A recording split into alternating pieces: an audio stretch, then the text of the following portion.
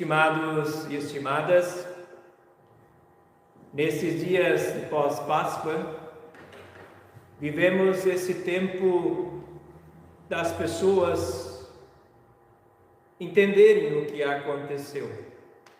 E para o próximo domingo, nós temos 3 textos previstos, o Salmo 133 e também o Evangelho de João, já na parte final. E ao lado desses 2 textos, nós temos também um texto de Atos dos Apóstolos. E sobre esse texto que nesta noite vamos focar e colocar a nossa atenção. Atos capítulo 4, o versículo 32 a 35. Bem curto. Atos capítulo 4, versículo 32 a 35. Todos os que creram pensavam e sentiam do mesmo modo. Ninguém dizia que as coisas que possuíam eram somente suas, mas todos repartiam uns com os outros tudo o que tinham. Com grande poder, os apóstolos davam testemunho da ressurreição do Senhor Jesus, e Deus derramava muitas bênçãos sobre todos. Não havia entre eles nenhum necessitado, pois todos os que tinham terras ou casas as vendiam, traziam o dinheiro e o entregavam aos apóstolos, e cada pessoa recebia uma parte de acordo com a sua necessidade. Até aqui. Gente querida, o texto de Atos é marcado pelo desafio do anjo deixado para as mulheres no domingo da ressurreição. Que seja, o anjo disse para elas: vejam o lugar em que Jesus foi posto.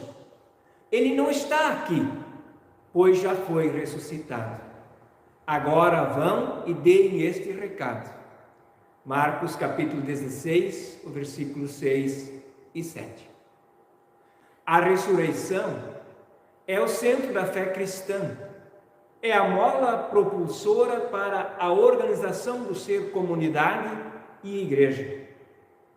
Olhando para Atos dos Apóstolos, podemos, sem medo, afirmar e concluir que a Igreja de Cristo é comunidade reunida em torno de um propósito. E é importante salientar que algo ou vida sem propósito não tem sentido e razão de existir. Também assim é para a igreja.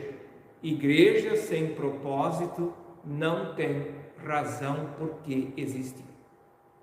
O povo no tempo de Jesus pregava e buscava ter a vida e a fé comprometida com Deus.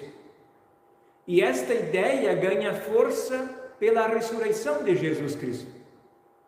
Assim as pessoas se congregam nas casas, onde em comum unidade pensavam, agiam, oravam e partilhavam a vida, o tempo, o talento e o tesouro com muita tesão, com muita alegria. Enfim, o texto revela que no começo da igreja cristã havia a comunidade cristã com propósito, uma igreja contextualizada, vibrante, que se reunia todos os dias, uma igreja generosa que compartilhava o que eles tinham entre si, uma igreja acolhedora, pois ali eles recebiam as viúvas e os órfãos e os incluíam, uma igreja cooperadora, que se amava e cuidava uma das outras, se amavam e se cuidavam uns dos outros, e de seu bem-estar viviam plenamente. Enquanto isso, os apóstolos continuavam a testemunhar o Cristo ressuscitado. Este jeito, estimado irmão e irmã, de ser e se organizar como igreja, possibilitou o milagre de não haver ninguém no grupo que estivesse passando por necessidade, passando por fome. Já pensaram o tamanho do milagre? Se entre nós cristãos não tivesse mais aquele que estivesse passando necessidade. Vivemos um aumento descontrolado no número de pessoas que passam fome. Fome que tem entre muitos fatores que a causam a falta da partilha. Em nosso país não falta comida, falta partilha. Ou seja, poucos com muito e muitos com pouco ou com nada. Então, amados e amadas, é possível afirmar e reafirmar o que o Salmo 133, verso 1, previsto para esse final de semana que está se achegando, que isto é, assim, algo que precisa acontecer. Como é bom e agradável que o povo de Deus viva unido, como se todos fossem irmãos. Sabemos pelos testemunhos bíblicos que Cristo se revela aos seus a caminho, à mesa e fazendo o Evangelho chegar a todas as pessoas. Eis aí o propósito do ser igreja. Eis aí o propósito de ser presença luterana no Brasil.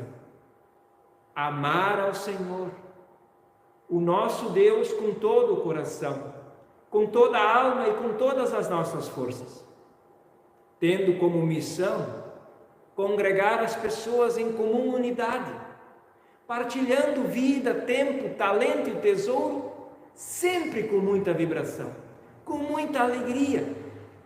Quando isso acontecer, passamos de gente batizada para gente que crê. E quem crê e for batizado será salvo. E como tal, coloca os seus dons a serviço.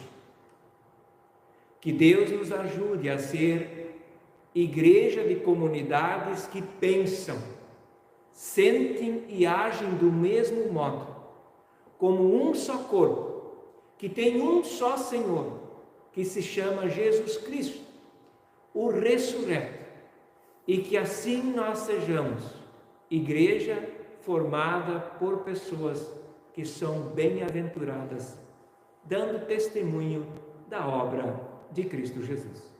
Amém.